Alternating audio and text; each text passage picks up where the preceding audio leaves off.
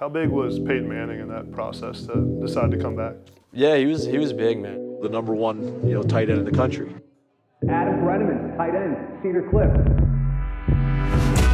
then popped up. Touchdown! Adam Breneman, a 14-yard strike. But going into the decision I made, obviously I had half a season where I was hurt, so it's that also, I wanted a full year of tape of being at my best, so that kind of helps. How big was Peyton Manning in that process to decide to come back? Yeah, he was big, man. There's so much information. I was talking to a couple of agents, and you know how agents are, the whole thing. They all want you to leave. Yeah. All want they me to want. leave. They want to get paid. All want me to leave. Exactly. Everyone wants to get paid. But at the end of the day, that's not a crazy payday like we talked about earlier. How those if you look at how all those contracts are slotted in the draft. Yeah. So you could see what everyone's gonna make in the draft.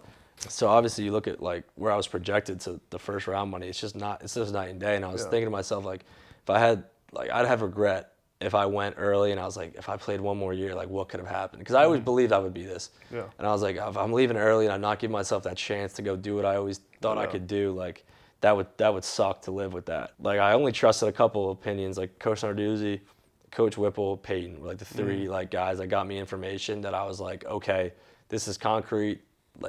I can trust this, and that's why I made my decision. I texted him and asked for if I could call him real quick, and he answered right away, and I got on a phone call with him, and I kind of gave him my situation. So he's "Are you leaving early?" I was technically, the COVID year. No, it would be. I got this extra free year. So he's okay, well that's unique. That's a little different than what he had 3 years, and he had to make his decision to come back, which is the normal way. So I had a little different thing. So he would kind of talk to him about that. He's all right, well let me get some information from GMs that I'm close with, and I'll get back to you.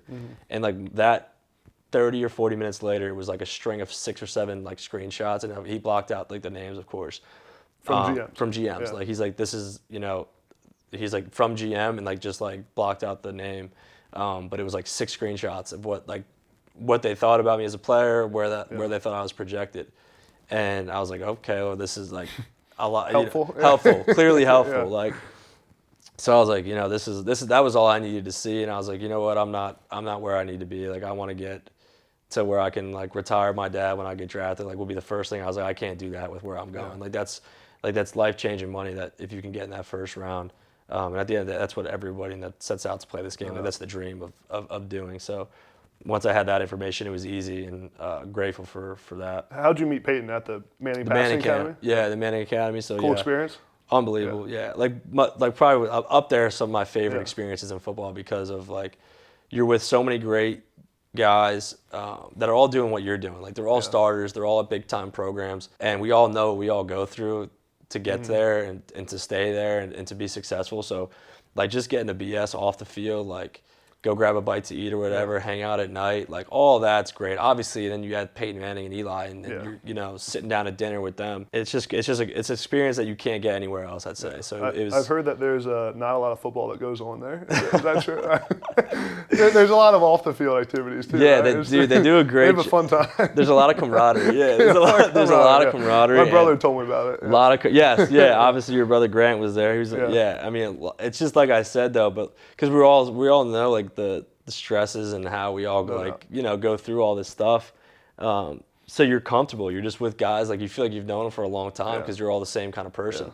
So of course, the guys that were 21, of course, we had to go out and have a good time, and there's NFL coaches that are out there, and it's kind of a cool experience just to talk to people as human beings versus the player aspect of it. Yeah. So it's a lot of great memories.